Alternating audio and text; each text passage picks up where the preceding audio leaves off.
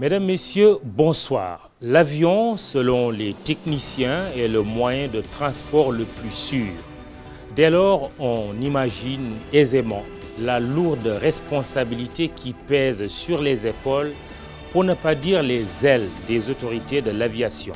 On imagine aussi facilement la responsabilité qui incombe au directeur général de l'Agence des aéroports du Sénégal. Pape Mayel Diop est l'invité ce soir du 20e numéro de votre émission Les Affaires de la Cité. Bonsoir, monsieur le directeur général. Bonsoir, madame. Merci d'accepter notre invitation. Asseyez-vous, c'est un plaisir. Comme entrée en matière de cette émission, les ports et traits de notre hôte de ce soir, Dieynaba Seydouba, sur les images d'Atanarba. Regardez.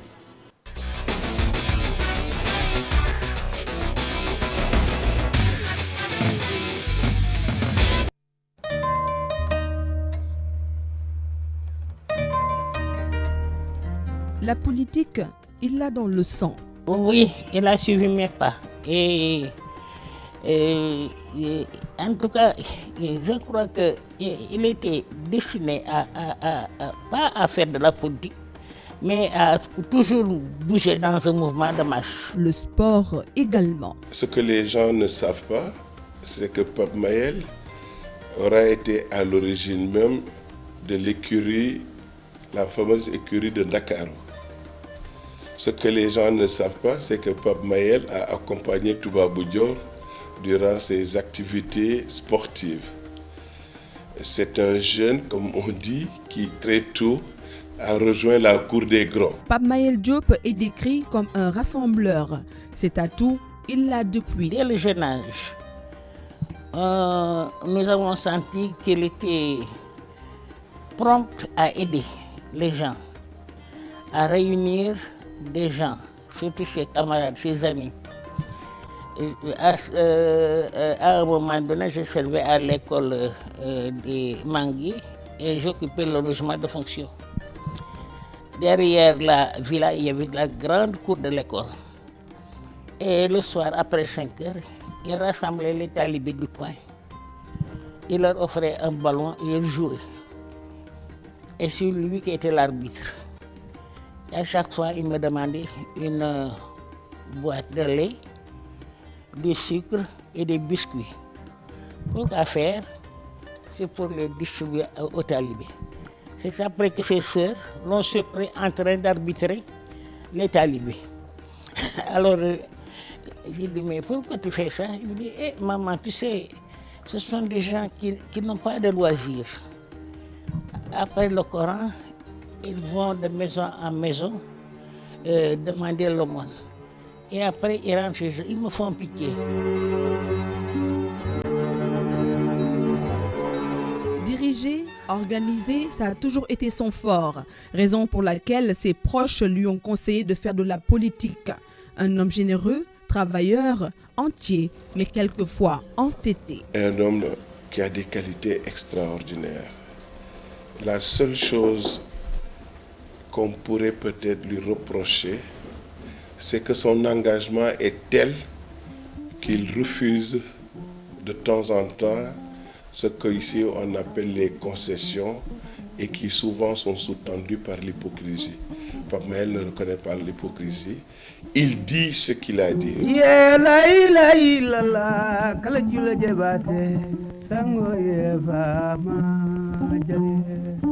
Pape Mayel Diop, ce Saint-Louisien, né un 5 septembre 1963, est diplômé en économie, en ressources humaines et marketing. Avant d'être nommé directeur de l'Agence des aéroports du Sénégal, il a travaillé à plan international. Pape Mayel Diop est marié et père de 3 enfants. Il est décrit par ses proches comme un homme imbu de sa personne, un vrai boudeur. Mais sa mère explique cet état d'esprit par ses origines royales.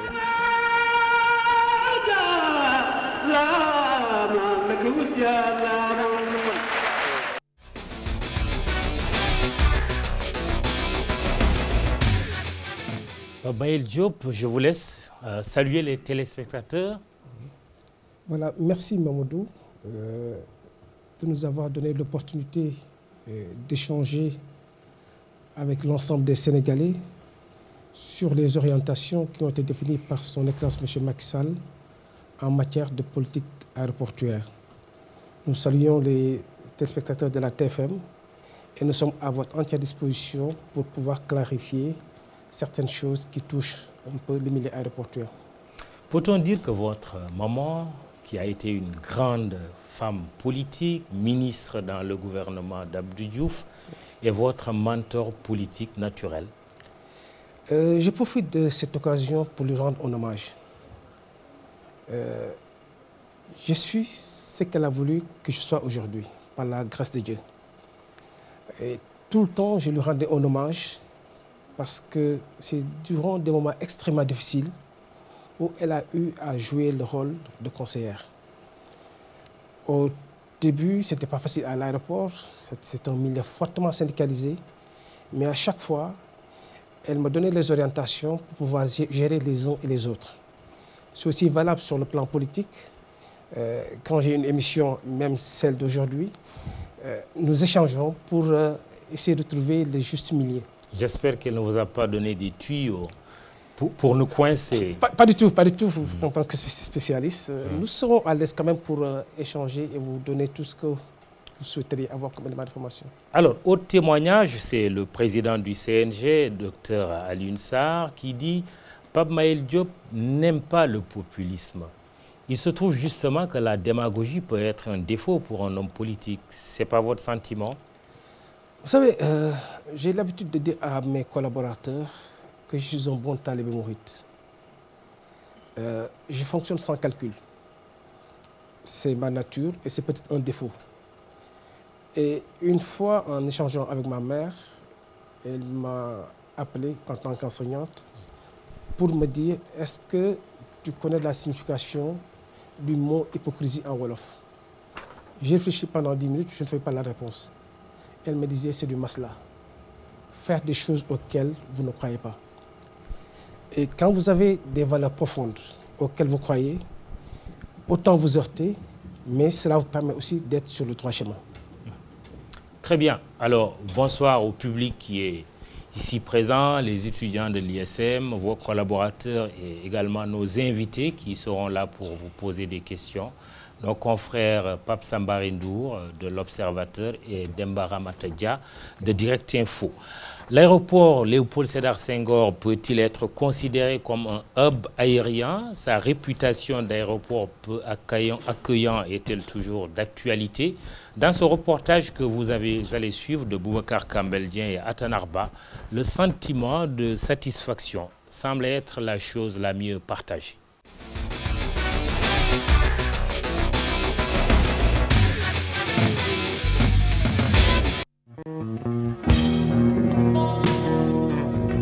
Dakar, un aéroport qui bouge. Léopold Sédar Senghor, entièrement rénové.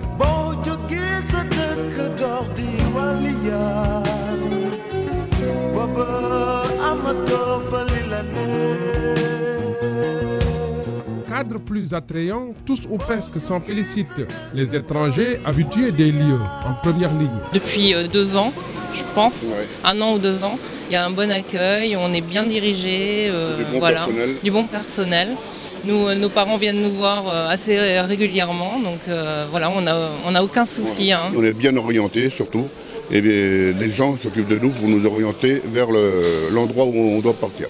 Au début, c'était pas ça. Au début, on arrivait, on était un peu perdu, ainsi de suite. Il fallait demander des renseignements partis. Par contre, là, on demande un renseignement et on nous oriente directement.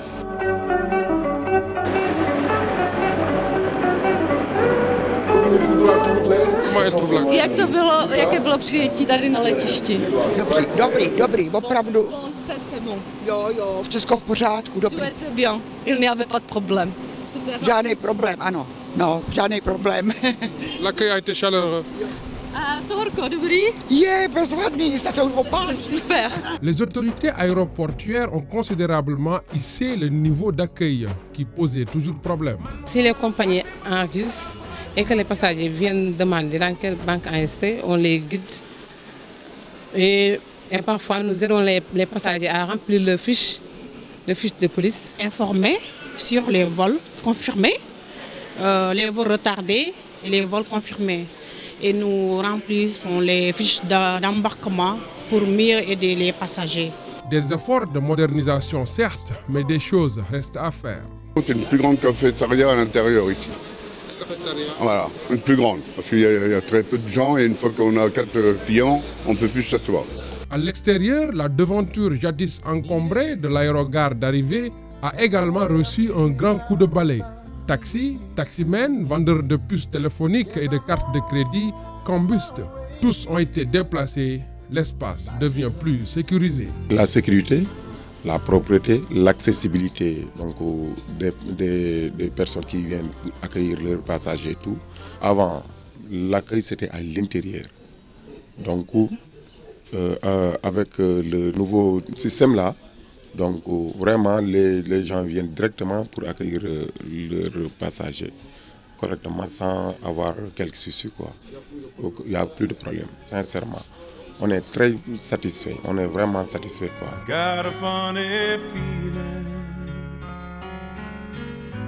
La piste d'atterrissage a également fait peau neuve et le trafic aérien ne s'emporte que mieux. Aujourd'hui, nous avons à peu près une vingtaine de compagnies ou même plus qui arrivent régulièrement sur la plateforme tous les jours en vol quotidien, plus les vols charter. Donc le trafic est très très dense. Entre 19h et 23h, nous avons à peu près au moins 2000 passagers qui passent. Léopold Sédar Senghor a complètement changé de visage et la direction des aéroports du Sénégal ne compte pas s'arrêter en si bon chemin. Léopold Sédar Senghor rénové, oui, mais monsieur le directeur, à quoi cela va servir avec l'ouverture prochaine de l'aéroport super équipé Blaise Diagne de Diass?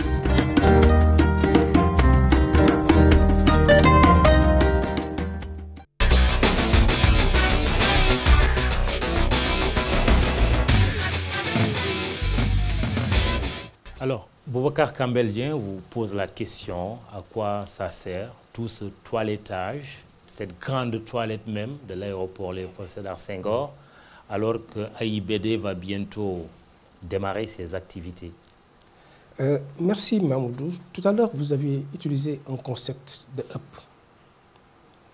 De par notre position géographique, le Sénégal offre toutes les possibilités aériennes pour que Dakar soit un hub. Mais il ne l'est pas encore. L'aéroport de Dakar n'est pas encore un hub. Si, l'aéroport est un hub. Mais j'ai l'habitude de dire qu'un hub ne se décrète pas. Il faudrait qu'il y ait des conditions minimales d'exploitation pour que les compagnies puissent desservir facilement l'aéroport Dakar-Yoff.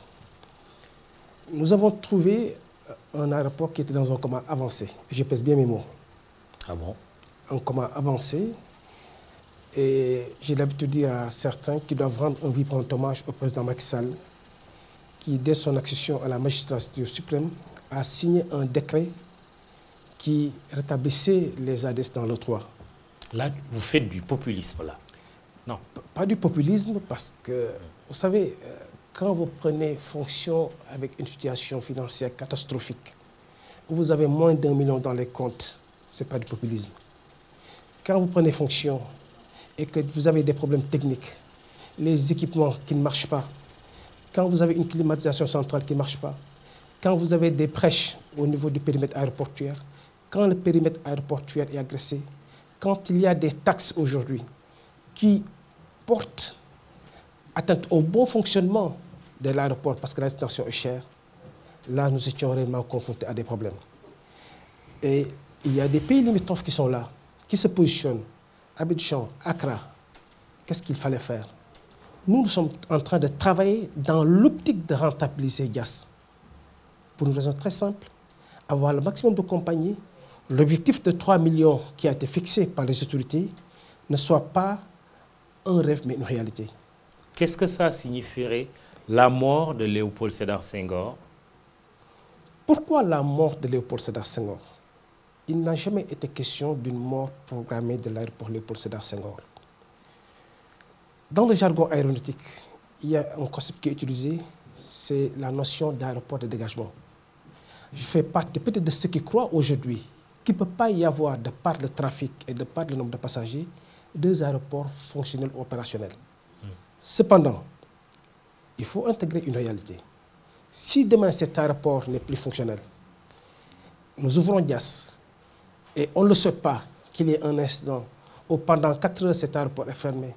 Le président qui a voyagé aujourd'hui, peut-être qu'il doit rentrer, qu'est-ce qu'il va faire? Il va atterrir en Mauritanie ou en Gambie ou au Cap-Vert? Il y a des formules. À la base aérienne peut-être, la base militaire.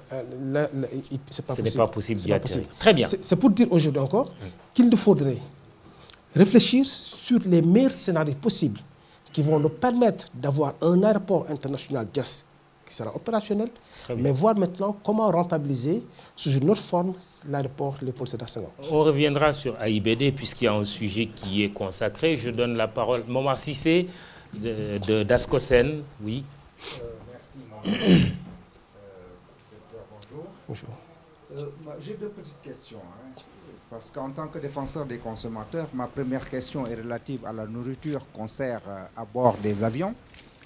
Aviez-vous la possibilité de regarder sur la qualité de l'hygiène? Est-ce qu'il est possible, parce qu'il y a beaucoup d'avions de compagnies qui viennent avec leur propre repas, qui réchauffent à bord.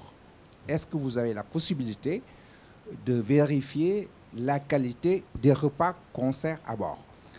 La deuxième question. Mamadou, j'ai vu le reportage sur l'aéroport de Léopold Sédar Senghor. Le sentiment que j'ai est un peu mitigé. Si, par exemple, le reportage couvrait tous les aéroports, ce serait une bonne chose. On aurait quand même un résultat qui pourrait dire si on est satisfait ou pas, ou c'est mitigé. Vous verrez tout à l'heure l'aéroport de Saint-Louis. D'accord. C'est prévu. D'accord. On ne peut pas faire un reportage sur tous les aéroports, mais il y a l'aéroport de Saint-Louis qui sert un peu de témoin. D'accord. Et ma troisième question, je m'interroge, comme l'a fait Mamadou, ce sera Fraport pour Diass ou les ADS pour la gestion? Je vous remercie.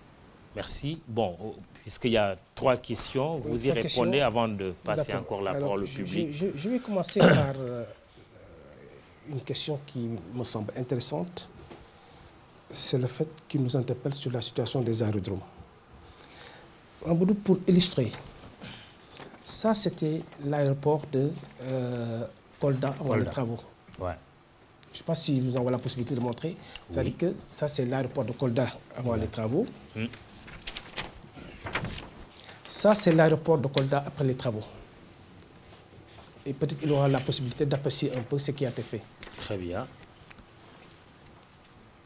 Oui, allez-y. Bon, comme la zone nord vous intéresse, regardez Matam avant les travaux et après les travaux. Ça va édifier un peu les téléspectateurs sur ce qui a été fait. Oui. Ça, c'est Tamba, pour en citer que quelques-uns. Très bien. Alors, c'est pour vous dire que nous gérons l'ensemble des aérodromes du Sénégal. Et ce qu'il faut retenir surtout par rapport à ces changements, c'est des travaux qui ont été réalisés en régie, c'est-à-dire par les agents des aéroports du Sénégal. Et nous avons un programme ambitieux sous l'impulsion du président qui consiste à reprendre l'ensemble des aérodromes qui sont au Sénégal afin de booster le tourisme, mais surtout les mettre dans des conditions optimales d'exploitation afin que demain, un vol puisse desservir la France et atterrir à Tamba, à Matam ou ailleurs. Les gros porteurs. Les gros porteurs. Très bien. C'est un problème. On va aller très vite parce qu'on reviendra sur ce thème. Okay.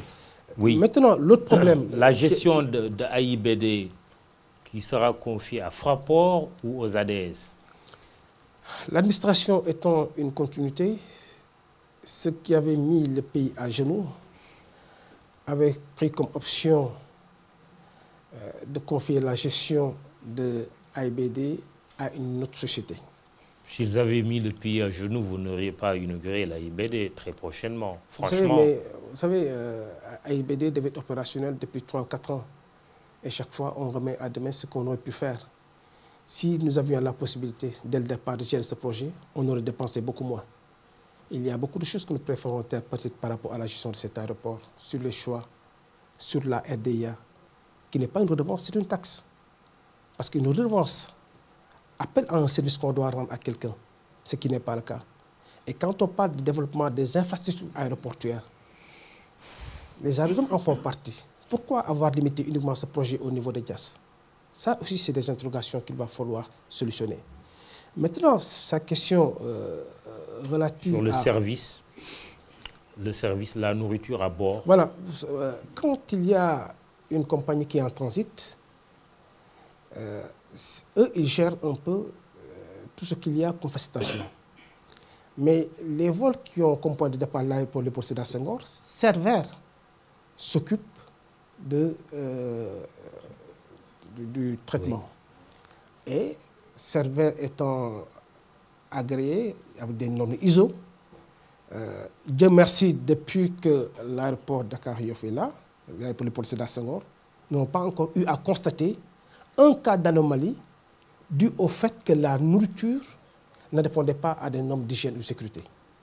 Donc, sur ce plan-là, je tenais quand même à vous rassurer que toutes les dispositions sont prises par l'Agence des aéroports du Sénégal, bien que nous avons des relations purement commerciales, mais nous veillons à ce qu'un passager qui, dès son arrivée à l'aéroport jusqu'à son embarquement et à l'arrivée, puisse être dans d'excellentes conditions. Momar Cissé, vous avez pris quelque chose dans l'avion que vous n'avez pas du tout apprécié, qui vous a donné le haut au cœur? C'est-à-dire que parfois, on sait que les compagnies traînent parfois le diable par la queue, donc ils peuvent parfois essayer de trouver des niches. C'est tout simplement une mesure de précaution et qu'on demande un contrôle. Très bien. Tout simplement. Alors, toujours le public qui peut intervenir. Par exemple, M. Babacar Ndiaye. Oui, prenez le micro, il est juste derrière vous. Si vous me permettez, oui. Mamadou, j'ai eu un petit problème en venant prendre un passager. Et je voudrais inviter le directeur général de l'aéroport de veiller à ce que les gens qui accompagnent ou qui viennent recevoir les passagers soient dans d'excellentes conditions. Le vent glacial qui vous balafre le visage, vous gèle les mains.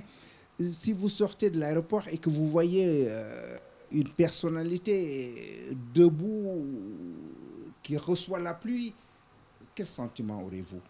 Je pense qu'il reste quelque chose à faire pour ceux qui viennent accompagner, par exemple les passagers, qu'ils soient quand même à l'abri de la pluie ou du vent glacial. Oui, on va y revenir. Babacar Ndiaye de la Confédération nationale des employeurs du Sénégal. Bonsoir. Oui, bonsoir M. Kane. Bonsoir à ceux que j'ai trouvés sur le plateau. Bonsoir aussi à vos téléspectateurs. Moi, ma question, j'ai deux questions et même une troisième. La première, elle est relative à la gare de fret de Dakar. Une gare de fret qui a été réalisée par l'ancien régime et qui est restée presque 8 ans fermée. C'est récemment que le gouvernement, avec le COSEC, ont réhabilité cette gare de fret qui, aujourd'hui, fonctionne très bien. Et jusqu'à présent, la gare de fret n'est pas mise en exploitation. Là, j'aimerais bien savoir les raisons qui font que. Ma deuxième question, elle est relative à l'aéroport AIDB. AIDB, je ne sais pas, est-ce que vous avez prévu pour le magasinage des frets, parce qu'au niveau de Dakar, je crois que c'est réglé, mais au niveau de l'AIDB, aux dernières informations que j'ai eues, ce n'est pas encore réglé. On parle du village cargo. Est-ce que ce village cargo-là va être confié à des Sénégalais ou à des étrangers? C'est une question importante qui m'amène à ma troisième question. Vous avez parlé tout de suite de Server qui depuis des années, depuis que nous prenons l'avion, sert les repas dans les avions. Est-ce qu'aujourd'hui, vous avez pensé à des entreprises sénégalaises organisées qui vont faire ce travail? Parce que malheureusement, c'est ça toujours le cas. On laisse les entreprises étrangères perdurer dans des domaines que les Sénégalaises peuvent prendre, par exemple. Et en situation de monopole. Et en situation de monopole. Je vous remercie. Merci Babacar Ndiaye. Oui, juste à côté de vous, monsieur le député. Merci, monsieur Kane. Seydou Diallo. Merci bien, monsieur Kane. Bonsoir, monsieur le directeur général. Et bonsoir à l'ensemble de vos téléspectateurs. Avant tout, je commencerai par m'excuser du retard. Mon intervention sera plutôt axée sur l'aéroport international Blaise Diagne, que la commission transport et urbanisme de l'Assemblée nationale a eu à visiter 2 fois, au mois d'octobre 2013 et décembre 2014. Nous avons vu que les travaux avançaient. Mais est-ce que véritablement nous pouvons inaugurer cet aéroport au mois de juillet 2015? Parce que véritablement, ce que nous avons vu et la cadence à laquelle les travaux marchent, ça laisse un peu perplexe. Très bien. L'autre chose, j'aimerais parler également de l'aéroport du Cap Skirring, qui accueille de gros porteurs, mais qui a des problèmes de cuve de kérosène. Et les aéroports étant Matamwa, l'aéroport de Ourossogui, qui, c'est vrai, ça a été rénové, mais il n'y a pas de protection. Les animaux à divagation. Et également, l'aéroport est quasiment côte à côte avec la ville de Ourossogui. N'était-il pas opportun de la délocaliser, la mettre un peu plus loin que de la laisser là où elle était? Voilà, monsieur le DG. Merci, monsieur le député. Je vous laisse répondre. Concernant les questions sur AIBD, je propose juste que vous y répondiez après la diffusion tout à l'heure du reportage que nous avons fait. Voilà. Je vais répondre par rapport à une question relative au traitement des accompagnants au niveau de l'aéroport Léopold Sédar Senghor. Vous savez, la particularité du Sénégal et de l'Afrique, lorsque vous voyagez, 10 personnes vous accompagnent. Au retour, vous avez 15 personnes qui viennent vous recevoir. Mais avec la grande toilette, voilà. Mais pour juste aller accueillir un passager. Nous sommes en train de trouver la meilleure formule qui va nous permettre de mettre ces accompagnants dans d'excellentes conditions, notamment en aménageant des tentes au niveau de la salle arrivée et la salle départ, avec des chaises, tout ce qu'il y a comme accommodation, pour leur permettre d'attendre en toute sérénité les passagers ou de les accompagner. Mais vous savez, quand vous gérez un aéroport, il y a des priorités. Et nous avions préféré mettre l'accent sur les priorités liées à l'exploitation de l'aéroport même, sur le plan technique, sur le plan sûreté, pour ensuite finir par ces travaux d'aménagement qui aujourd'hui n'impactent pas sur le bon fonctionnement d'un aéroport. Mais soyez rassurés en tant que responsable des consommateurs, nous sommes en train d'y travailler. Est-ce que vous pouvez vous engager sur des délais? Parce que délais, le futur peut être proche ou lointain. En tout cas, l'engagement qui a été pris, parce que nous sommes déjà assez avancés avec une structure de la place qui compte l'exploiter, les modalités pratiques ont été définies. Et j'espérais que même avant le début de la saison des pluies, ces 2 lieux seront opérationnels. Ça, c'est un engagement que nous avons pris. C'est noté, on le vérifiera le moment venu. Vous aurez venu. l'occasion de le faire. Pour la gare de fret est opérationnelle. Mais il y a une option qui avait été retenue, c'était de permettre au président de la République d'inaugurer cette gare de fret. Nous avons travaillé avec les différents intervenants sur les modalités pratiques. Malheureusement, pour des contraintes d'emploi du temps, le président de la République n'a pas pu retenir une date. Mais j'ose espérer sous peu que cette inauguration sera faite et avec l'appui de l'Agence des aéroports du Sénégal, que nous puissions rendre un peu cette gare de fret opérationnelle. C'est aussi utile pour les exportateurs, c'est aussi utile pour la certification et dans un délai relativement court, vous aurez donc la possibilité de vérifier que cette gare de fret sera opérationnelle. Maintenant, en ce qui concerne... Oui, non, je voulais juste ajouter une petite question, monsieur le directeur général. Il y a des Sénégalais qui ont la chance de voyager et qui voient d'autres aéroports ailleurs. Et à leur retour, qui sont déçus. Notre aéroport a tendance à ressembler parfois à un hangar comparé à certains aéroports. Reconnaissons-le, c'est la vérité. C'était la vérité, M. Khan. Il y a 2 ans de cela, quand vous aviez 2 compagnies qui arrivaient en même temps, les passagers faisaient la queue jusqu'au niveau de la piste, même durant la saison des pluies. Ce qui n'est pas aux normes par rapport à ce qu'il y a comme texte de loi ACI. Il fallait agrandir la salle d'arrivée. Nous avions une salle de transit qui faisait 16 mètres carrés sans toilette pour un aéroport international. Il y avait un déficit de chariots. Mais ce qui fait plaisir, c'est tous ceux que nous ne connaissons pas, qui ont eu à apprécier. Certains ont fait une comparaison entre ce qui se faisait avant et ce qui se fait aujourd'hui. Il y avait un problème de disponibilité des chariots. Il y a des gens qui faisaient une rétention volontaire des chariots pour pouvoir les monnayer. Tout ça, c'est de l'histoire. Et nous, dans le cadre du plan Sénégal émergent, nous essaierons autant que faire se peut de mettre les passagers à l'arrivée comme au départ dans d'excellentes conditions et veiller à ce que les agents de facilitation qui ont été formés les encadrent pour que cet aéroport qui est le premier contact permette aux touristes de revenir. Parce que nous avons constaté que le taux de retour est extrêmement faible. Serveur, maintenant? Serveur, vous savez, il y a une réalité. Avant, il n'y avait pas serveur. Ceux qui sont au niveau de cette plateforme, c'est-à-dire qu'il y avait d'autres structures, une autre structure qui est au niveau de la plateforme. Mais ce sont des Sénégalais qui travaillent au niveau serveur, ce n'est pas des Français. La compagnie est libre de signer avec une structure. Ça ne veut pas dire demain, Mamadou Kane qui veut mettre en place un système de restauration, à coup sûr va contacter avec Air France. Ça, il n'y a pas un monopole de fait. Ceux qui ont envie de le faire, si demain ils nous demandent des autorisations en rapport avec la direction d'exploitation, nous pouvons dire banco. Mais cela ne veut pas dire qu'ils auront des contacts, parce que nous ne pouvons pas imposer aux compagnies de travailler directement avec telle ou telle structure de la place. Nous ne pouvons pas le faire, malheureusement. Vous n'imposez pas serveur non plus? Pas du tout. Aux compagnies? On n'impose pas serveur.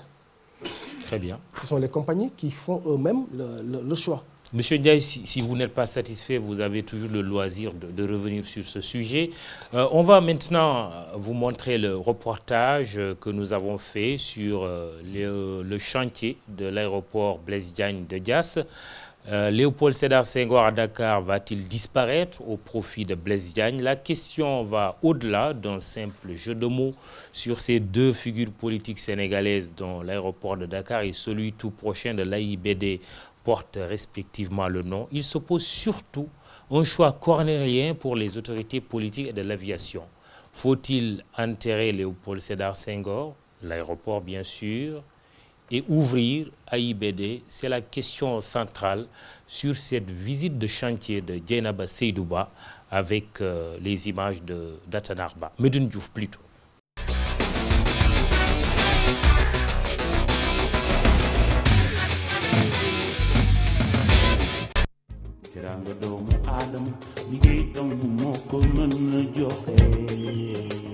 En juillet 2016, l'aéroport international Blaise Diagne sera fonctionnel. 72% des travaux sont effectués. Là, je pense que c'est le responsable de l'entreprise qui a en charge la construction de cet aéroport qui a annoncé ces chiffres. Il dit qu'il est à 78% et le 22% qui reste véritablement, c'est principalement des tâches de finition. Notre chemin critique se situe au niveau des aires de stationnement des avions. Principalement, comme vous avez pu le constater, devant le main terminal, en fait l'aérogare des passagers, pratiquement on n'a plus de problème, tout a été fait. Mais c'est surtout au niveau de l'aérogare des pèlerins où il reste encore beaucoup de travaux à faire sur les aires de stationnement des avions. Pour le moment, les ouvriers sont à pied d'œuvre pour achever les gros travaux.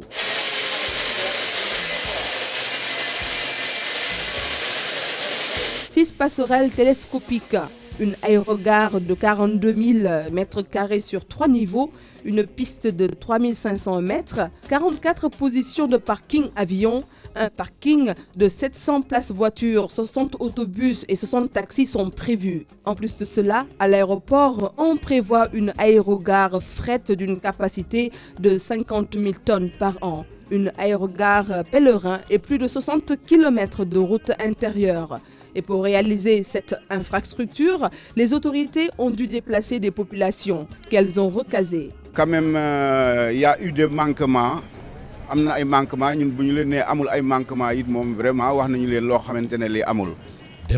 il y en a eu. On ne peut pas se voiler la face. C'est la triste réalité.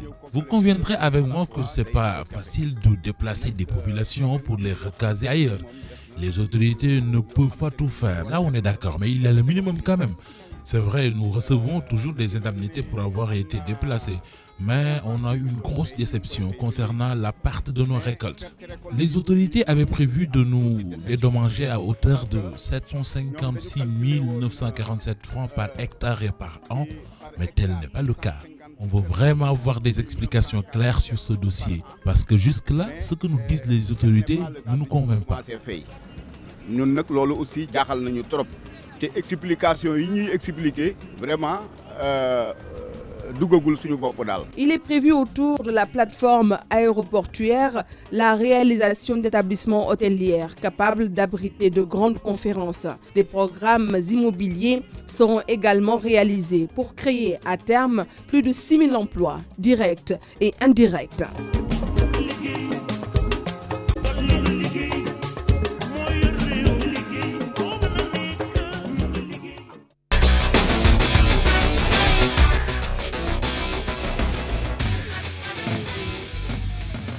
Oui, Monsieur le Directeur Général, une visite de chantier de l'AIBD qui vous permet de répondre aux questions de Babacar Ndiaye sur le magasinage, mais aussi sur la question de Monsieur le député sur les délais, son ouverture en juillet 2015. Je sais que vous n'êtes pas DG de l'AIBD, mais vous pouvez donner votre sentiment. Vous savez, pour les délais, depuis bien avant même que le président Macky Sall n'accède au pouvoir, des délais ont toujours été fixés. Le dernier en date, c'était le 31 juillet, qu'on a dû reporter encore jusqu'au 31 décembre, parce que je suis membre du conseil d'administration de l'AIBD. Pour la gare de fret, comme il a eu à poser la question, les gens ne sont pas à ce stade, parce qu'il faut régler ce que je considère comme étant les problèmes primaires. Un reportage réalisé au mois de novembre 2014, c'est important de le préciser. Novembre 2014, où la date retenue, c'était le 31 juillet, ce qui n'est pas possible aujourd'hui. Ce qui a été retenu, c'est que les travaux soient achevés au 31 décembre 2015. Je rappelle souvent que le transfert d'un aéroport, ce n'est pas un déménagement. J'ai échangé avec quelqu'un qui était le patron des aéroports de Barcelone. Il m'a fait comprendre que le transfert entre Barcelone et Madrid a pris 3 ans. Je dis bien après 3 ans. Alors que l'aéroport était déjà prêt. Oui. Parce qu'il ne s'agit pas uniquement de construire un aéroport, de mettre des équipements. Nous avons des contrôleurs qui sont là. Il faut des logements d'astreinte. Il y a la gendarmerie.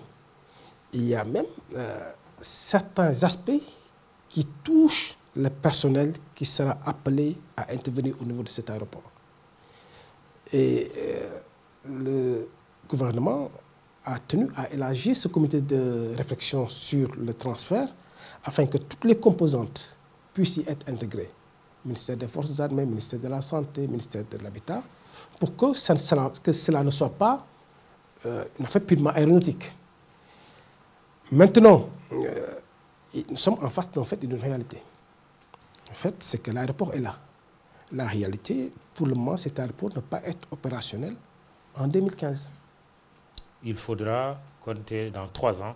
Je ne dirais pas dans 3 ans, le deadline qui a été fixé, parce que je ne suis pas... il est possible d'accélérer la cadence, comme dirait l'autre. Même si nous accélérons la cadence, ce serait à la limite utopique de dire qu'au 31 décembre, un avion va atterrir. Parce que quand les travaux seront achevés, il va y avoir des tests de certification. Délivrés par l'OACI. Par l'OACI. Il semblerait, vous me dites si c'est vrai ou c'est faux, que l'OACI n'a pas encore justement certifié AIBD et émet beaucoup de réserves. C'est vrai ou c'est faux? Je n'ai pas une information relative à la certification au niveau de l'AIBD, parce que pour que cette certification puisse avoir lieu, il faudrait que cela soit une demande du gestionnaire.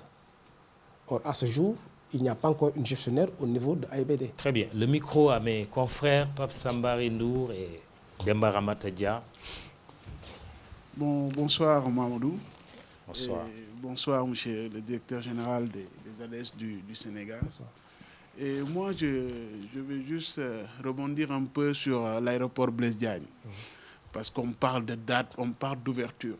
Mais au-delà de tout ça, moi, c'est le coût financier qui m'intéresse. L'aéroport, au début, c'était à des chiffres allant à 300 et quelques. Aujourd'hui, on est à plus de 500 milliards de francs CFA. L'aéroport est devenu un véritable gouffre à milliards. Et j'ai l'impression que le promoteur ou bien la société chargée de la construction de cet aéroport-là fait aujourd'hui chanter l'État du Sénégal. Parce qu'on est parti d'un premier avenant, deuxième, troisième, quatrième avenant. Et aujourd'hui, jusqu'à présent, on nous dit que ce n'est pas possible en juin 2015, que ce sera peut-être en décembre 2016. Et en tant que, je sais que vous n'êtes pas le directeur de l'AIBD, mais en tant que membre du conseil d'administration, comment tout cela s'est passé? Comment tout cela s'est fait sur le dos du peuple sénégalais? Comment vous avez accepté que tout cela se fasse, quoi? Moi, en tant que journaliste, c'est une question qui me taraude souvent l'esprit. J'ai travaillé sur ce dossier-là, mais je n'arrive pas à comprendre.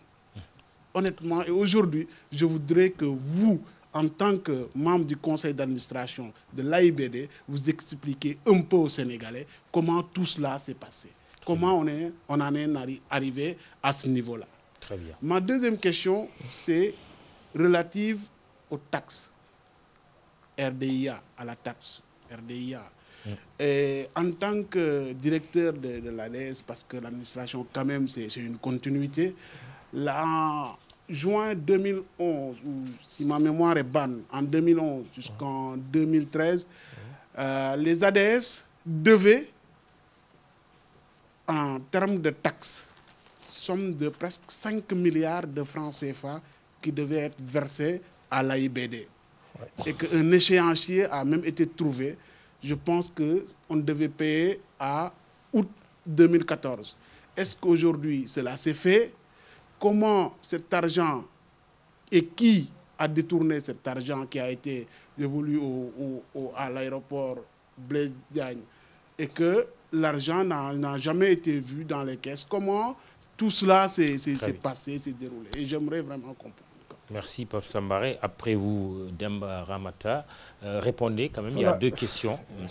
Par rapport au coût financier, en cherchant davantage, peut-être vous passerez des nuits blanches. À mon humble avis, nous aurions pu construire un aéroport et demi avec les sommes qui ont déjà été dépensées. Je dis bien un aéroport et demi. Maintenant, toute question de montage financier. Dans quelles conditions ce projet a été monté, cela pose problème. Vous avez parlé d'avenant. Mais il y a une chose aussi que nous devons révéler.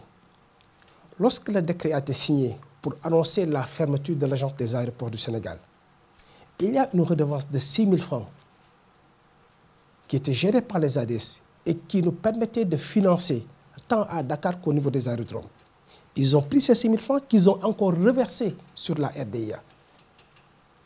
L'argent de la RDIA est allé où? L'argent de la RDIA, par ce qui a été dit, collecté et que cela a servi à la construction de l'aéroport. Mais dans des conditions Vous n'êtes pas convaincu? Je ne suis pas convaincu. Je ne suis pas convaincu pour une raison très simple. Ce sont des sociétés sénégalaises qui sont en train aujourd'hui de réaliser ces travaux. Vous avez tantôt parlé de la société sous-traitante qui a signé avec l'État. Dans quelles conditions, même pour les pénalités, l'État ne peut pas dépasser un certain pourcentage. Mais l'administration étant une continuité, nous sommes obligés de gérer une situation assez atypique. Si nous arrêtons ce projet, ils vont encore dire, oui, ils sont en train de saborder un projet qui doit être rentable. Nous sommes en train de gérer avec le minimum de risque possible ce projet, afin que l'argent investi soit réalisé. Mais la question de Pape Sambare va au-delà. C'est peut-être un peu trop facile de dire « il ». On comprend. Le « il » là, ce sont l'ancien régime. Oui, mais quel est votre responsable? Pas l'ancien régime, parce que nous avions un ministre de tutelle qui était là et qui gérait, et son ministère, et l'Agence des aéroports du Sénégal, y compris AIBD. Oui. C'est qui? C'est M. Karim Wade. D'accord. Au moins, on comprend mieux. Alors, non, je disais que la question de Pape Sambare va au-delà du régime libéral, l'ancien régime. Quelle est votre responsabilité, vous, en tant que régime actuel, dans ce gouffre à milliards? Notre responsabilité, c'est d'essayer d'atténuer les impacts négatifs de ce projet. Nous refusons, par rapport à certains avenants, de décaisser les sommes réclamées par la structure. Vous n'avez pas signé d'avenant, vous, l'actuel régime? Signé d'avenant pour une raison très simple. Parce que le projet était à l'arrêt. Il fallait deux choses l'une, ou aller en arbitrage, ou arrêter le projet avec tout ce que cela comporte. Nous avions préféré donc négocier dans le sens des intérêts du Sénégal pour que ce projet ne s'arrête pas et trouver le juste milieu. Et nous osons espérer que dans un délai relativement court, que ce projet verra le jour. C'est ce que nous pouvons dire pour le moment. Les 5 milliards aussi, il y avait une les 5 milliards, c'est vrai que vous en avez parlé. Parce que j'utiliserai plutôt le terme de détournement d'objectifs. C'est des recettes extra-budgétaires qui ont été dépensées dans le cadre du budget de fonctionnement des ADS. Ça, il faut que nous osons le dire. Et quand il y a eu ce déficit de 5 milliards, une réunion devait avoir lieu, je pense que c'était à Tunis, où les bailleurs de fonds, comme conditionnalité, avaient demandé à ce que ces 5 milliards soient remboursés. L'Agence des aéroports du Sénégal a été obligée de contacter une dette auprès d'une banque de la place pour procéder à ce remboursement. Ce qui a été fait afin de nous permettre de sauver ce projet. L'administration étant une continuité, nous devions le faire. Maintenant, il ne s'agit pas uniquement de ces 5 milliards, mais il y a d'autres sommes qui ont été dépensées dans le cadre du fonctionnement des ADS, sans pour autant que les gens en parlent. Je parle sur le contrôle des partenaires sociaux, où la retraite complémentaire aussi a été utilisée dans le cadre du budget. Il y a tellement de choses qui sont passées dans cet aéroport. Mais ce qui est important, c'est le fait que nous ayons eu à jouer notre partition afin que ce projet ne tombe pas à l'eau. Au jour d'aujourd'hui, AIBD a coûté combien? C'est la question aussi de Pape Sambare. Oui, AIBD a coûté combien? Moi, je ne suis pas le directeur général de AIBD, mais je sais, au départ, on parle d'un projet de 360 milliards qui aujourd'hui est largement dépensé. Vous avancez vous avancez un chiffre, je ne saurais vous dire avec exactitude ce qui a été dépensé, mais comme le parlementaire l'a dit tout à l'heure, les parlementaires se sont déplacés au niveau de Dias, ils l'ont fait à l'aéroport de Sédar Senghor, et à un certain moment, ils auront la possibilité d'avoir les bons chiffres pour que les Sénégalais soient édifiés sur ce qui a été fait. Oui, et ça tombe bien avec le Premier ministre qui promet d'aller souvent devant l'Assemblée nationale. Il faut quand même que votre gouvernement qui prône la transparence, la bonne gouvernance, dise aux Sénégalais combien cet aéroport leur a coûté. En prônant la bonne gouvernance et la transparence, c'est la raison pour laquelle je vous dis tout à l'heure que ces travaux réalisés au niveau des aérodromes ont été réalisés par les agents des aéroports du Sénégal.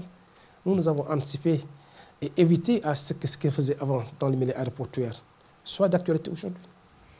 Oui, Pape Sambare. Par rapport à ça. Monsieur le directeur général, avant, on constatait que les ADS du Sénégal qui collectaient, par exemple, la taxe RDIA aux compagnies qui ne font pas partie de l'IATA, je vous parlais de l'IATA, c'est Bruxelles Airlines, Air France et autres, c'est les compagnies, par exemple, internationaux, peinaient souvent à recouvrer ces fonds-là. il y avait toujours des arriérés. Est-ce que c'est la même chose qui se passe encore aujourd'hui, ou avec, comme vous l'annoncez, le changement, la rupture et tout, vous parvenez aujourd'hui à collecter ces fonds-là et à les déposer à l'endroit où... Très bien. On va coupler cette question avec celle que va poser Demba Ramata Dia. Bonsoir, monsieur le directeur général. Bon, après 3 ans de gestion, monsieur Pam Diop nous fait toujours le procès de l'alternance. Est-ce à dire que vous n'avez pas encore de solution à vos problèmes? Maintenant, ma seconde préoccupation, c'est après 3 années de gestion des aéroports du Sénégal, certainement il y a eu des acquis. Mais en termes de faiblesse, quels sont les défis que vous aurez à relever?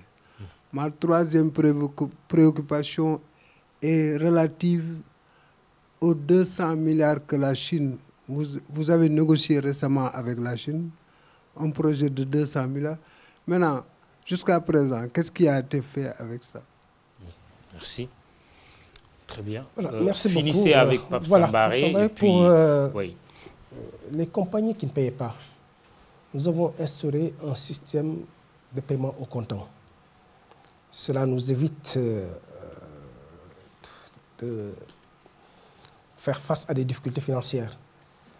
Il y a un suivi permanent qui est assuré par le service facturation, par des agents qui veillent à ce que toute compagnie qui n'est pas à terme, par exemple, comme je prends l'exemple d'Air France ou autre, que ces gens puissent payer normalement cette RDIA. Donc, toutes les compagnies, à ce jour, payent régulièrement la RDIA. Donc, c'était pour vous rassurer. J'ai toujours refusé de faire le procès de l'alternance. J'ai refusé de juger l'ancienne direction par rapport aux actes qui ont été posés. Ce que nous essayons de faire autant que faire se peut, c'est de clarifier l'opinion sur la situation antérieure et ce que nous sommes en train de faire et surtout ce que nous comptons faire pour le développement du secteur aéroportuaire. Les faiblesses, nous en avons. Il y a des faiblesses que nous constatons de façon quotidienne. Nous avons des faiblesses au niveau des aérodromes, par exemple, où on a un problème de sécurisation du périmètre aéroportuaire, un périmètre qui est agressé, où il y a parfois des brèches. Ouais. Nous en avons à Dakar. Nous nous battons chaque jour pour sécuriser davantage cet aéroport. Mais ce qui est important, ce sont les orientations définies par le président en combinant tourisme et transport aérien. Et nous allons nous battre pour traduire en actes concrets ces orientations. Pendant 2 ans, nous avons rêvé. Mais nous avons envie de faire vivre aux Sénégalais leurs rêves. Comment? En mettant en place des politiques aéroportuaires dignes de ce nom et où l'ensemble des Sénégalais pourra se retrouver autour de cet idéal. Prenons l'exemple, par exemple, du désherbage. C'est des marchés qui étaient lancés à partir de Dakar. Mais au niveau de l'ensemble des aérodromes du Sénégal, les jeunes de ces localités sont utilisés pour faire ce travail. C'est aussi valable que pour le gardiennage, pour le nettoiement. Mais les 200 milliards... Il y a des images vraiment surréalistes, des vaches, des ânes, des chevaux qui se promènent. Nous avons vécu, au sud de tout le monde. Nous avons vécu... Avec le danger que cela comporte. Nous avons vécu ce cas à Cap Skirring. Il ne faut pas que l'on se voile la face. Pour une raison très simple. Vous savez, quand vous avez un périmètre aéroportuaire où les gens parfois créent des brèches pour que les animaux puissent accéder à l'intérieur même de l'aéroport parce qu'il y a de l'herbe, cela pose problème.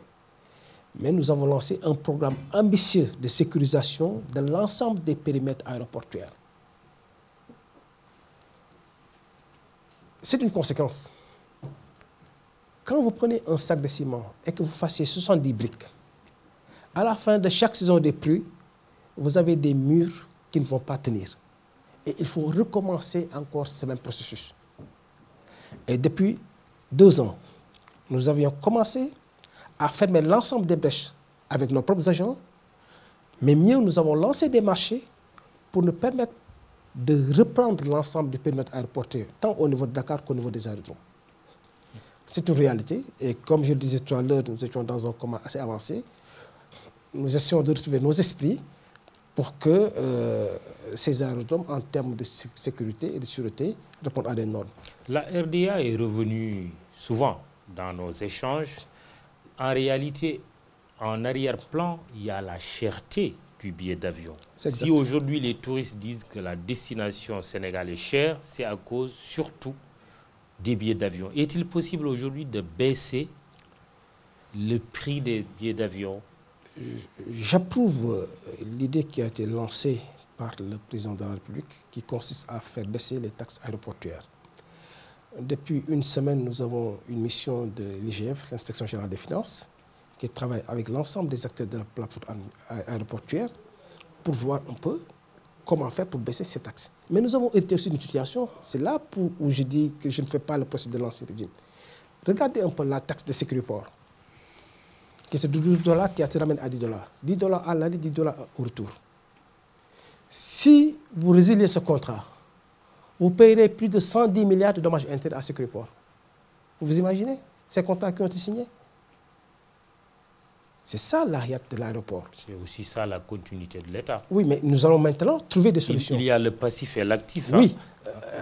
Prenons l'exemple des sociétés de handling.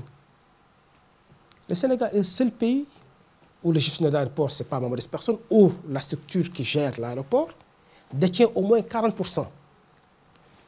De façon arbitraire, vous sortez un arrêté ministériel pour fixer un prix plancher. 2200 $ pour le traitement d'un vol. 1800 $ pour le traitement d'un vol en transit. Mais nous sommes dans quel pays? L'État va revenir sur ces tarifs qui ont été fixés sans pourtant tenir compte de la réalité aéroportuaire et qui impactent sur les billets. À qui appartient la gestion des services handling? Nous avons ça nous fait revenir à AHS. Oui, nous avons deux sociétés sur place, SHS et AHS. Oui. Je ne peux pas vous dire dans quelles conditions ces sociétés ont été montées, mais de visu, nous constatons qu'il y a toujours eu une mainmise de l'autorité de tutelle dans la gestion de cet aéroport. Oui, ma question est précise. Oui. Vous êtes aujourd'hui le grand patron des ADS. À qui appartient AHS et SAHS? Parce que c'est le débat au cours du procès de Karim Wade. Oui, c'est le débat. Vous savez bien à quoi je fais allusion. Oui, je sais. Oui. Mais les ADS n'ont pas une relation directe avec AHS, ni SHS. La seule chose qui nous lie, c'est le permis qui est délivré par l'Agence des aéroports du Sénégal qui leur permet d'exploiter les activités au niveau de la piste. Quand la CREI dit que AHS appartient à Karim Wade, vous dites oui ou vous dites non? Ils ont eu des preuves. Ils ont eu des preuves pour le dire. Ils ont eu des preuves pour le dire. C'est aussi valable parce qu'il n'y a pas AHS et SHS, il y a aussi ABS. Et ABS, nous avions une relation directe avec cette structure. Oui, dites-nous. Voilà. Au mois de juin 2012, en prenant fonction, j'ai trouvé un contrat qui est passé de 800 millions à 1,2 milliard. Je dis bien qu'il est passé de 800 millions à 1,2 milliard. C'est-à-dire que ce marché a été lancé au mois de novembre 2011. La seule chose qui n'avait pas été intégrée, qu'un monsieur qui s'appelle Macky Sall devienne président du Sénégal.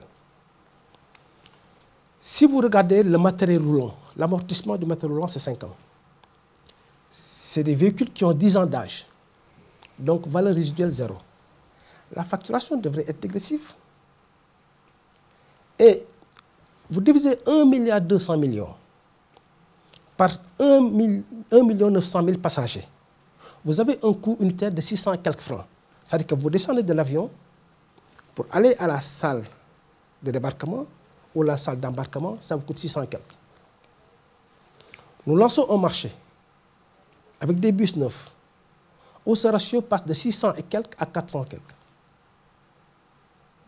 Mais comment pouvez-vous vous imaginer un cahier des charges qui a été conçu de façon à ce qu'une seule société puisse gagner? Première clause, 10 ans d'expérience dans le milieu aéroportuaire. Marque Cobus, disponibilité des bus 1 mois. Ce n'est pas possible. Et je maintiens qu'il y a toujours eu une mainmise de la tutelle dans la gestion et de la surfacturation. C'est ce la que surfacturation, vous affirmez. Et même, j'étais même en train de dire à mes collaborateurs que je suis en train de déposer une plainte pour facturation abusive. Ok, on suivra votre plainte. L'aéroport Léopold Senghor et demain l'AIBD cachent une forêt d'aéroports ou d'aérodromes abandonnés à leur triste sort à l'intérieur du pays. En effet, dans les 13 autres régions du pays, la plupart des aérodromes ne le sont que de nom. L'image qui illustre le plus cette situation est l'aéroport de Saint-Louis, la première piste aménagée en 1920 avant d'être déplacée en 1957 sur un site situé un peu plus à l'ouest. Très peu d'avions y atterrissent naturellement et encore, un projet d'agrandissement de la piste existe. Reportage de Mohamed Nabi Silla, Tchernofal à Saint-Louis.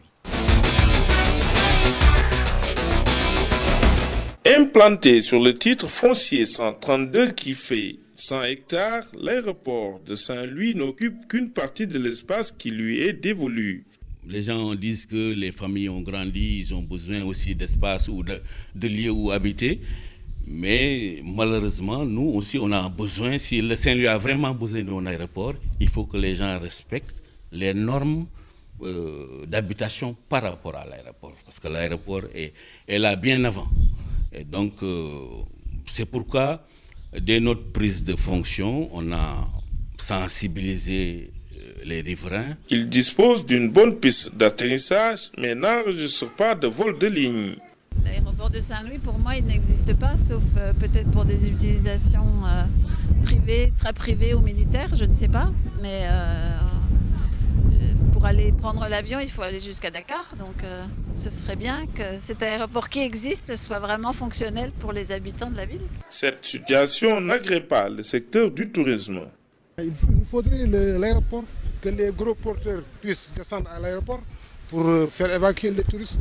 Il y a eu 2 ans ou 3 ans, il y avait la déserte de Paris-Saint-Louis-Dakar, mais le tourisme revivait.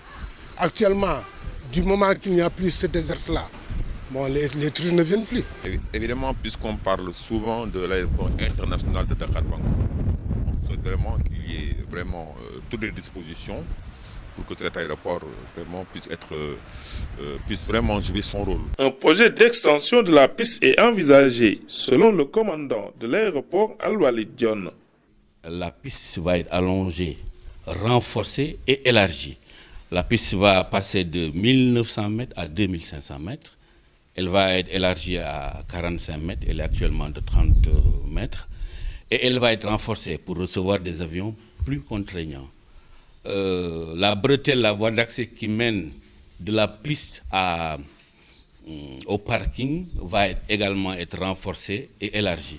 Il ajoute d'autres réalisations qui vont changer le visage de l'aéroport. Donc il y a des projets imminents, ça se met en place, de reprise de la clôture et du reprofilage de la piste des aérodromes de Richard Toll, Podor et Linguère.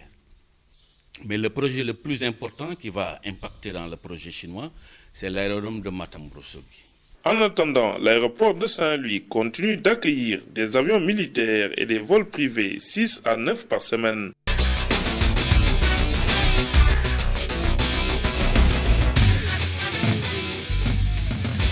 Pape Mayel Diop, avant de retourner le micro au public, on a envie de dire quel beau gâchis. Quel beau gâchis, je dirais oui et non. C'est une situation qui était là. Nous avons essayé autant que faire se peut de rendre cet aéroport opérationnel. Nous avons réussi à le faire. Mais ce qui est important, c'est les projets ambitieux qui s'intègrent dans le sillage du PSE. Comme l'a dit le commandant, c'est l'extension de la piste. À 2500 mètres, tout à l'heure on a parlé des cuves à kérosène. Nous allons en implanter à Cap Skirring déjà.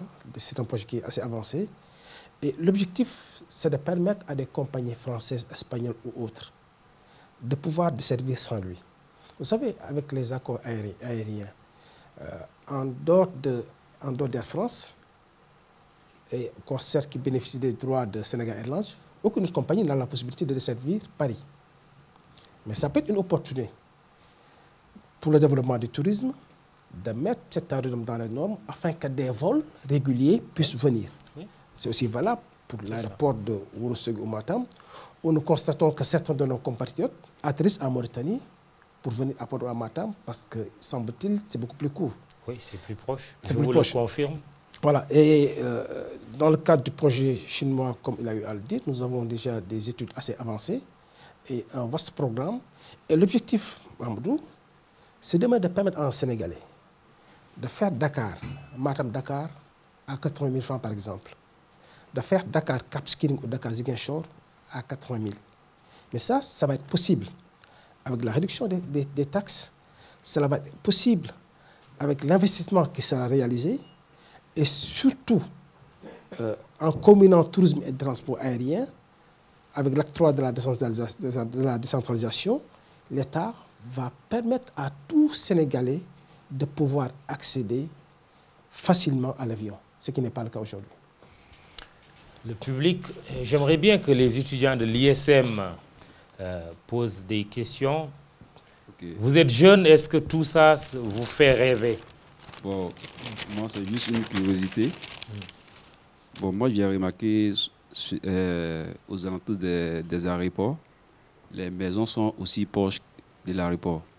Je voudrais savoir, selon la loi, quelle est la distance entre l'aéroport et les habitations? Ça, c'est la première question. Ce que j'aimerais savoir avec monsieur le directeur, avec tout ce que nous voyons aujourd'hui, les otages, les attaques, est-ce que souvent, à l'aéroport, ils font des simulations? Et comment maîtriser maintenant les passagers pour ne pas qu'ils s'affolent? Ouais. Merci bien. Oui, sa question, c'est est-ce que vous faites des exercices, comme on dit, mieux vaut prévenir que guérir, par rapport à une éventuelle menace terroriste? On ne le souhaite pas, mais la menace est là. Merci. Alors, il a posé une question pertinente. Les maisons qui sont à proximité de l'aéroport, le périmètre aéroportuaire a été agressé. Nous l'avons constaté. Mais le président de la République a donné des instructions fermes pour sécuriser le périmètre aéroportuaire. Vers la VDN, entre l'axe de piste et le mur de clôture qui doit faire 350 mètres, nous nous sommes rendus compte que des gens ont essayé d'implanter des fondations. Ça a posé problème. Et avec l'appui des autorités, nous allons faire respecter ces normes aéronautiques. Vous allez raser. Raser, mais quelque part, il y a une zone de recasement qui a été trouvée par l'État afin de ne pas les léser. Ils sont victimes d'une situation qu'ils n'ont pas créée. Parce que dans la logique de ce qui était là, c'est que cet aéroport a été fermé. J'ai même trouvé un mur qui avait été conçu à l'intérieur même de l'aéroport, à côté de ce qu'on appelle la piste 0328 qui est aujourd'hui fermée. Et cela nous permettra de trouver des solutions afin que ces familles ne perdent pas. Donc ça, au moins, c'est une solution qui est là, qui va être appliquée dans les prochains jours. Autrement dit, pour répondre à la question de l'étudiant, entre les limites de l'aéroport et un édifice quelconque, il doit y avoir au moins 300 mètres. Non, je dis entre l'axe de piste et le mur, 350 mètres. Au niveau de la VDN, ce sont les textes. Mais nous étions à moins de 350 mètres. Très bien. Il y a des normes? Il y a des normes. Oui. Qu'est-ce qu'elles disent, ces normes? Je vous dis que la norme, c'est de 350 mètres. Mais nous ne sommes pas à 350 mètres. C'est la raison pour laquelle nous avons commencé un peu les travaux pour sécuriser davantage. Pour les exercices, c'est fait de façon permanente. Moi, depuis 2 ans, j'ai assisté à 2 exercices, des simulations d'attentats terroristes où tous les acteurs de la plateforme aéroportuaire interviennent, des évaluations sont faites de façon permanente pour leur permettre, en cas de problème, d'être beaucoup plus proactifs. Et ça, nous l'avons fait, il y a eu récemment même, et c'est votre organe qui a relaté l'accident de Thiès, ce qui était une simulation, pour voir la capacité de réaction des sapeurs-pompiers, du plan ORSEC à la limite, pour rassurer déjà les Sénégalais sur les dispositions qui sont prises au niveau de cet aéroport. Est-ce que ça se fait en toute souveraineté ou on fait encore appel à la France ou non, aux pas du tout, pas du États-Unis? tout. C'est nous-mêmes, c'est la haute autorité, c'est l'ANACIM. Nous impliquons la police, la gendarmerie, tous les acteurs qui gravitent autour de la plateforme aéroportuaire, les soldats en ligne, ils sont présents. Ils sont présents. Très bien. Autre question dans le public? Oui, M. Ndiaye, après Momar. Oui, merci M. Khan. Tout de suite, j'ai entendu M. le directeur général se glorifier des travaux en régie qu'ils font au niveau des aéroports en impliquant les agents des aéroports du Sénégal. Moi, je pense que ça participe à affaiblir l'offre d'emploi. Parce que normalement, ça devait être confié à des entreprises. Parce qu'on ne peut pas être salarié quelque part et vouloir tirer le pain de la bouche des privés. Je crois que ce n'est pas une très bonne chose. Vaut mieux que ces travaux soient réalisés comme ça se faisait dans le passé.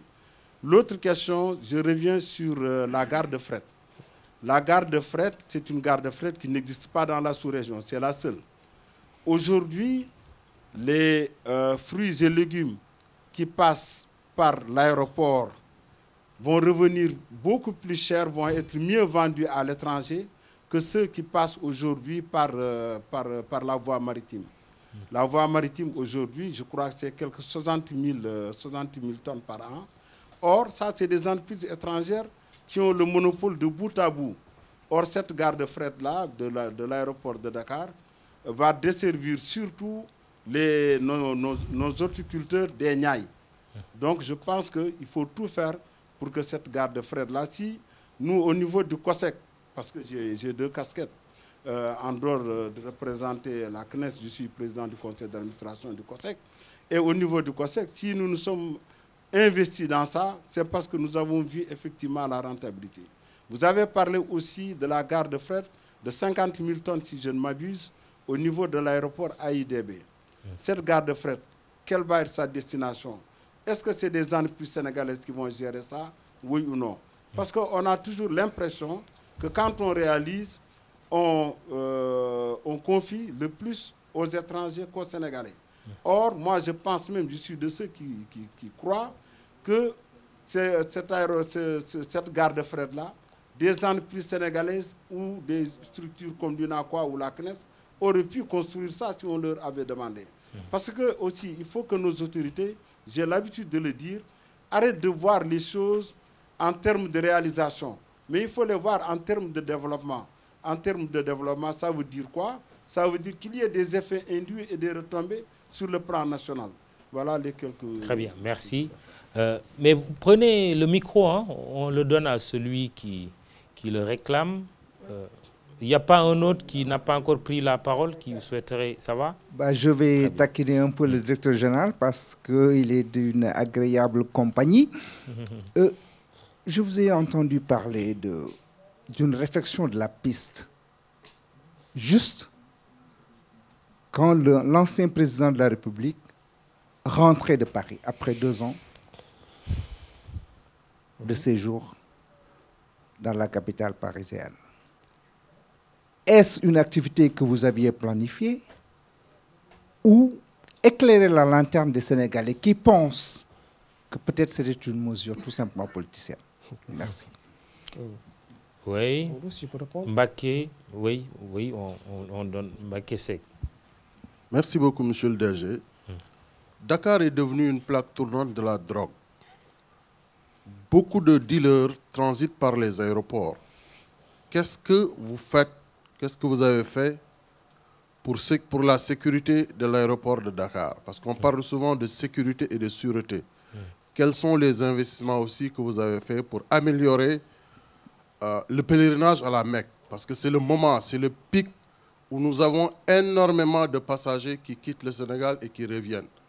Très souvent, il y avait beaucoup de difficultés, mais nous avons senti une amélioration. Qu'est-ce que vous êtes en train de faire pour améliorer le pèlerinage à la Mecque? Merci. Merci. Oui, après, oui, répondez à cette série de questions. Résumé de la pensée de Babacar Ndiaye, le patriotisme économique. Oui, Presque dans tous les domaines, apparemment à l'aéroport, les entreprises sénégalaises sont écartées. Je voulais le rassurer un peu quand je parle des travaux en régie. Lorsque vous êtes confronté à des difficultés financières, c'est maximisé sous contrainte. Nous avions les compétences pour faire ces travaux. Mais si vous suivez la presse aujourd'hui, il y a des avis d'appel d'offres pour la réalisation de certains travaux, tant au niveau de Dakar qu'au niveau des aérodromes. L'extension de l'aérogare à Dakar a été gagnée par un Sénégalais.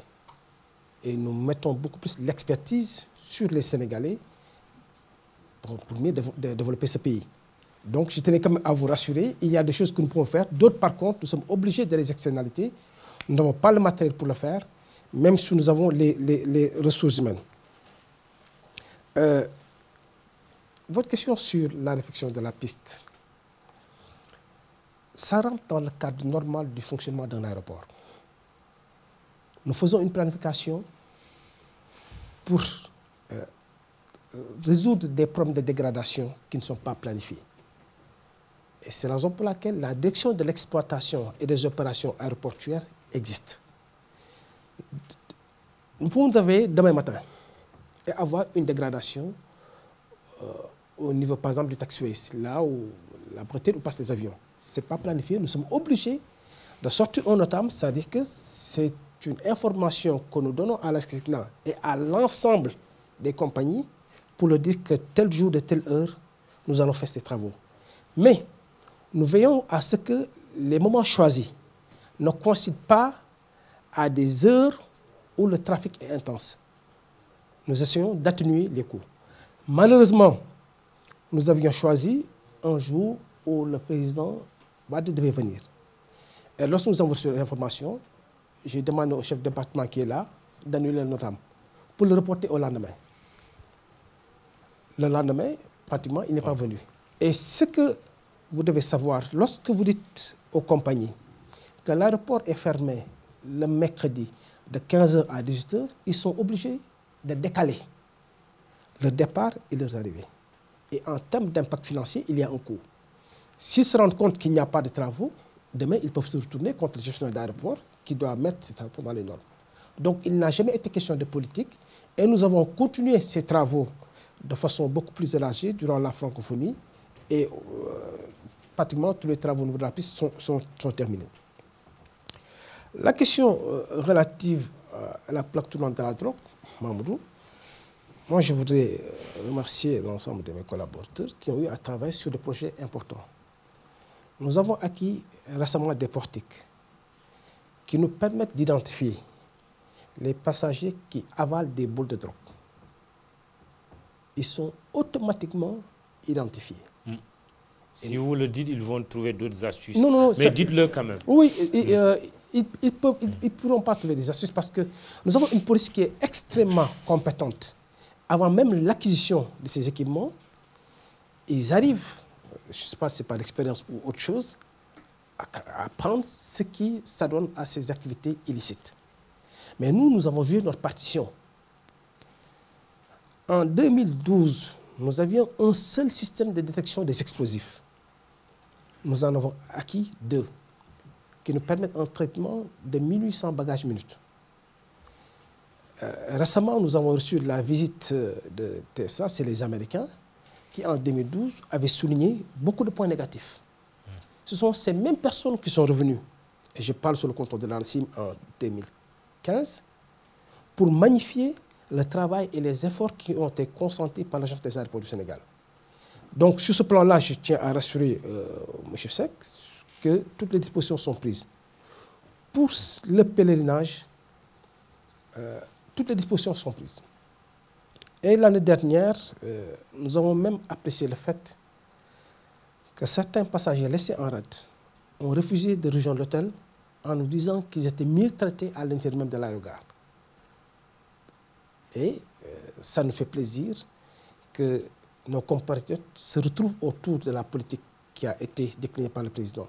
Donc sur ce plan-là, je tiens à vous rassurer nous sommes en train de nous préparer et à temps réel, nous serons prêts pour le pèlerinage. Très bien. Je peux, oui, Mbaramata, juste derrière vous après. Hein. L'année 2015, vous avez un objectif de plus de 2 millions, voire même 3 millions de passagers. Nous sommes au premier trimestre pour bientôt le 31 mars. En termes de statistiques, est-ce que vous pouvez nous dire combien de passagers vous avez eu actuellement et quel est le taux par rapport à l'année dernière au même moment? Maintenant, l'autre préoccupation, c'est qu'à un certain moment, vous avez eu des problèmes avec ABS, Aéroport Bus Service. Ces derniers, vous réclamez 1 milliard pour service qu'il aurait rendu à l'ADS. Où en êtes-vous actuellement, présentement? Juste derrière vous, il y a le micro. Merci Mamadou. Bonsoir tout le monde. Monsieur le directeur général, donc moi j'interviens en tant que partenaire social, et donc représentant les travailleurs. Exact. Donc moi je ne vous félicite pas, mais je vous encourage à persévérer par rapport à tout ce que vous avez fait à l'aéroport. Aujourd'hui, ce n'est pas un secret que l'aéroport a pris un nouveau visage. Ça, c'est au su de tous. Et je crois qu'il faut, je vous encourage et il faut féliciter donc vos collaborateurs, l'ASECNA, la haute autorité, l'ANACIM et tout. Et donc, moi, j'interviens dans le cadre de la gestion du futur aéroport AIBD. Puisque, Mamoudou, la question qui se pose aujourd'hui, c'est le futur gestionnaire donc, de cet aéroport. Aujourd'hui, AIBD, semble-t-il, constitue une particularité. Puisque quand on dit l'agence des aéroports du Sénégal, moi je sous-entends que l'agence des aéroports du Sénégal devrait normalement gérer le futur aéroport, puisque AIBD ne constitue pas une particularité. En tout cas, c'est plus logique. En fait, c'est ça la logique. Mais aujourd'hui, on nous dit Fraport, surtout à l'horizon. Alors, qu'est-ce qui se passe véritablement? Monsieur le directeur général, vous n'êtes pas encore le directeur de AIBD, mais vous êtes membre du conseil d'administration. Alors, il faut nous dire, puisque les travailleurs ne dorment plus, il faut nous dire exactement ce qui s'est passé. Si Fraport donc, a donné plus d'actions, si je peux m'exprimer ainsi, pour qu'on lui confie cette future gestion, ou si ADS n'est pas en mesure, n'est pas vraiment compétent pour gérer cet aéroport. Il faut nous dire, puisque les travailleurs ne dorment plus. Qu'est-ce qui s'est passé entre-temps, monsieur le directeur général, pour que, en tout cas, cette gestion puisse être confiée à Fraport? Très bien. Alors, je sais, en arrière-plan, que Fraport, partout où il est passé, donc on sait véritablement ce qui s'est passé. Donc, oui. Vraiment... Qu'est-ce qui s'est passé? Qu'est-ce qui s'est passé? Qu'est-ce qui s'est passé? Oui. Avec Fraport, ouais. Là où il y a 1500 agents, Fraport, s'il vient, il ne va partir qu'avec 400 ou 200 agents. Donc, ça veut dire que les emplois sont menacés. Okay. Alors que moi, je trouve, en tant que partenaire social, je sais que ADS est vraiment... ADS est en mesure de gérer cet aéroport. Alors, il faut nous dire exactement, monsieur le directeur général, ce qui s'est passé entre-temps. Il a bien entendu la question. Là, Maragaï vient de parler, syndicat des personnels des activités aéronautiques nationales du Sénégal, c'est ça? Oui. Oui, ok, d'accord. Ok. C'est pratiquement la même chose, c'est la même famille syndicale. Oui. Bonsoir, Mamadou. Bon, je vous remercie de nous avoir invités à votre émission, Les Affaires de la Cité. Tout d'abord, monsieur le directeur général, félicitations. Je ne ferai pas votre bilan parce que je pense que vous l'avez bien défendu. Mais je vais, à la suite de mon camarade, vous dire qu'en tant qu'aussi coordinateur de l'intersyndical des travailleurs de l'Agence des aéroports du Sénégal, nous sommes très inquiets. Il y a trop de tâtonnements dans le dossier de JAS. Et je suis très rassuré en entendant les interpellations des journalistes. Je suis très rassuré parce que je me rends compte que les Sénégalais ont véritablement compris que c'est une nébuleuse. Pour preuve, dans vos murs, l'ancien, le ministre de... notre ministre de tutelle, oui, Abdoulaye Diouf Sarr, qui était là en novembre. Lorsqu'on l'a interpellé sur la question quel est l'avenir des travailleurs, nous avait renvoyé à un comité. Et il y a plus de 6 mois, ce comité n'a pas vu le jour jusqu'à présent. Et on nous dit qu'en juillet, c'est le démarrage ça devait être le démarrage des activités au niveau de l'aéroport Blaise Diagne.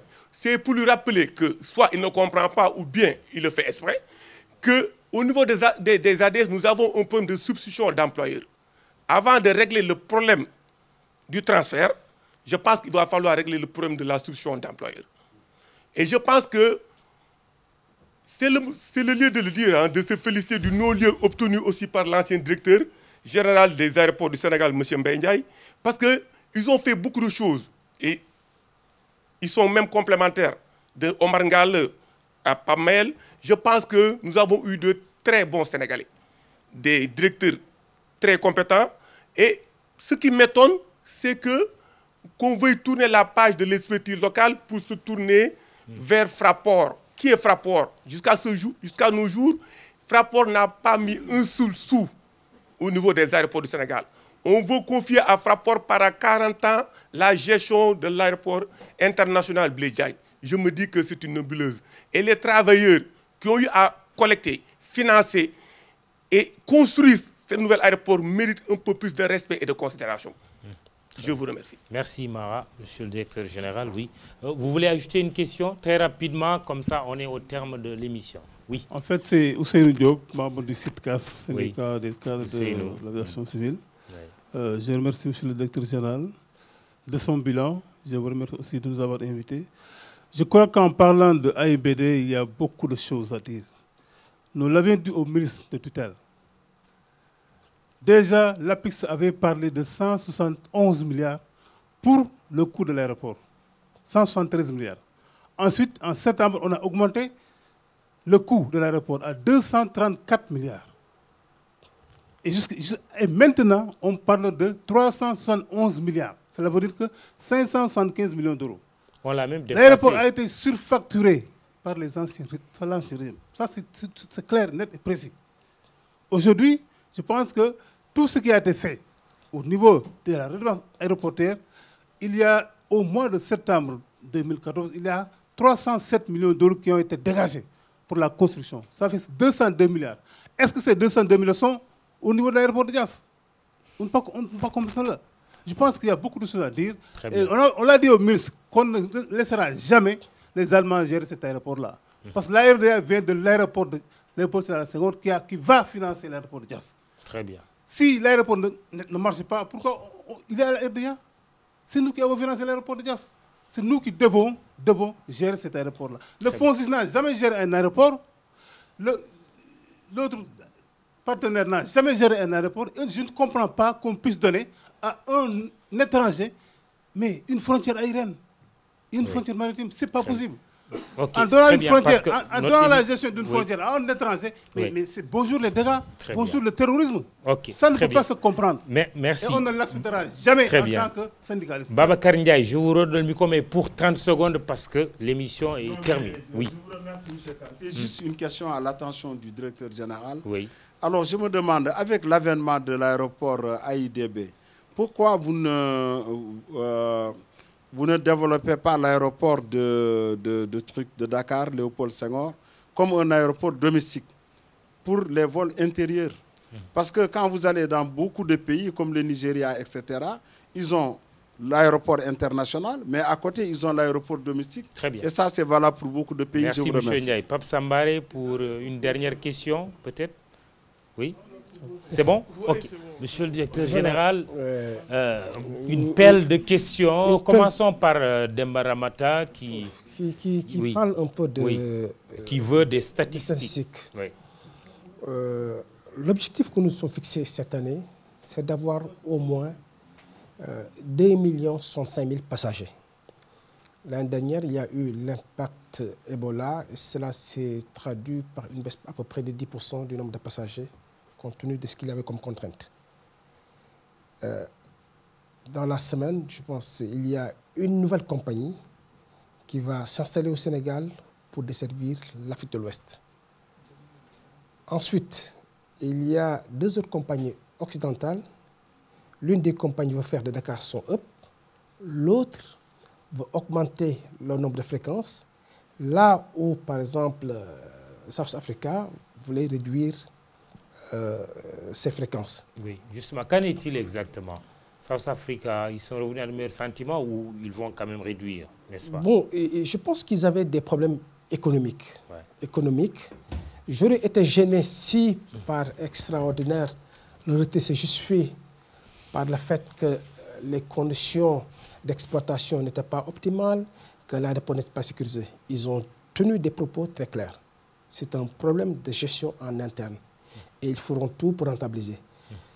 Si demain, nous arrivons à lancer la nouvelle compagnie, Sénégal Airlines, pour leur permettre de collecter des passagers au niveau de la sous-région, il y a de fortes chances qu'ils reviennent sur les propositions. Très rapidement, oui. Les autres questions rapidement. Maintenant, on parle d'ABS à qui je dois 1 milliard. Tout à l'heure, j'ai taquiné Mahmoud en disant que moi, je devrais déposer une plainte pour une facturation abusive. Parce que, de par le raisonnement qui a été fait tout à l'heure, ABS, c'est de l'arnaque. C'est de l'arnaque. Et pour être quand même très social, parce que notre objectif, c'est de pacifier la plateforme aéroportuaire, nous sommes en train de verser une somme qui leur permet de faire face à nos obligations, en payant les salaires, en mettant les bus en état et en achetant du carburant. Comment pouvez-vous soutenir de l'arnaque? C'est vous qui dites que c'est de l'arnaque. C'est de l'arnaque parce que... Une arnaque, on y met fin, non?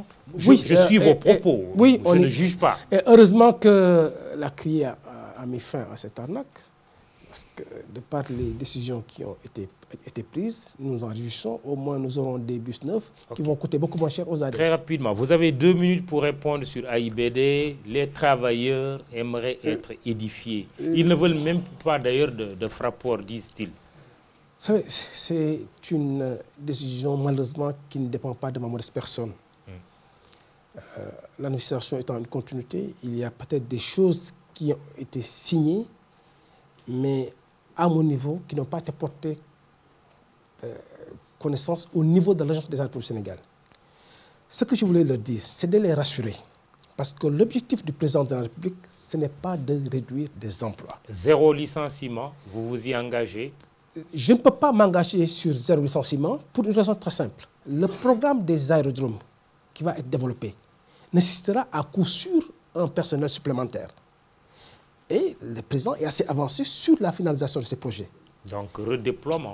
Il peut y avoir un redéploiement. Il y a par contre des agents qui sont intéressés par un départ négocié, compte tenu du fait qu'ils sont à 2 ou 3 ans dans la recette. Donc, ça va faciliter les choses. Et il y a des agents qui sont des fonctionnaires, qui peut-être demain vont rejoindre l'administration. Mais ce qu'il faut surtout retenir, c'est la mise en place de ce comité qui va réfléchir sur toutes les possibilités qui vont permettre à tous les acteurs de la plateforme aéroportuaire de se retrouver autour de cet idéal qui a été décliné par le président. La tutelle de AIBD? La tutelle de AIBD, c'est une direction générale. C'est une direction générale qui gère un projet. Maintenant... Qui va échapper à votre giron? Oui, vous savez... Ça vous fait un pincement au cœur? Pas du tout. Je n'ai jamais intégré dans ma vie être à la tête de l'Agence des aéroports du Sénégal. Et je dis souvent, le président ne me doit absolument rien. Maintenant, s'il m'était permis de réécrire l'histoire, peut-être Frappo ne sera pas là. Parce que j'ai vu qu'il y a des compétences. J'ai vu qu'il y a des gens qui en veulent pour le développement du secteur. J'ai vu qu'il y a des Sénégalais qui veulent se battre pour faire de Dakar un hub. Non pas théorique, mais un hub naturel. Proposition de Babacar Ndiaye, AIBD, aéroport international, Léopold Sédar Senghor, aéroport national, entre guillemets. Ça peut être une formule intéressante. Il y a le tourisme d'affaires. Il y a le tourisme domestique. Donc, c'est des scénarios qui peuvent être intégrés par le comité de réflexion. Très bien. On est au terme de cette émission. Quelles questions instantanées, réponses instantanées? Vos relations avec le ministre Abdoulaye Diouf Sarr, votre ministre de tutelle? De très bonnes relations. Ah ouais? Mais Oui. politiquement? Politiquement, il est à Yoff. Moi, je suis amitié fan.e. En un certain moment, il y a beaucoup de prix comme ça se fait en politique. Mais nous avons une autre force pour rétablir l'équilibre à Dakar, pas pour conclure. On vous présente comme un agent recruteur pour l'APR et pour le président Macky Sall. Dernièrement, lors de sa visite à Ziguinchor, vous avez travaillé au ralliement, disons à la transhumance de plusieurs militants qui seraient de l'opposition. Agent recruteur, ça vous va? Non. Et je réfute le concept de transhumance. C'est des personnes qui sont retrouvées autour d'un idéal. C'est la vision du président de la République, c'est son plan Sénégal émergent. Ce n'est pas des argumentaires financiers qui les ont ramenés auprès du président. Nous avons discuté, nous avons échangé entre adultes et nous avons trouvé que la meilleure formule, c'est que nous fassions bloc autour du président. Agent recruteur, je dirais non, j'ai mis en place un mouvement qui s'appelle le RAM, c'est le rassemblement autour du président Macky Sall. Et dernière question, Pape Mayel, vous êtes rassuré, à l'aise, quand se présentera l'heure de la reddition des comptes pour vous? J'applaudis des deux mains quand le président de la République a mis en place l'OFNAC. L'OFNAC n'a pas été mis en place pour ceux qui ont eu à gérer, mais c'est par rapport à ces gens comme moi qui ont été nommés. Vous avez fait une déclaration de patrimoine? Je l'ai pratiquement terminé. Parce pas encore là. C'est vous déjà y êtes fait. Encore. Nous y sommes parce qu'il y avait de petits réglages que je devais faire. Parce qu'il m'est arrivé pendant 10 ans de gérer personnellement une société qui m'appartient. Et j'attends l'arrivée de mon partenaire pour que nous puissions certifier ce qui a été dit. Le directeur général de l'Agence des aéroports du Sénégal, Pape Mayel Diop, était l'invité de ce 21e numéro des Affaires de la Cité. Merci, monsieur le DG. Merci, Mamoudou. Merci de nous avoir suivis. Rendez-vous dans un mois.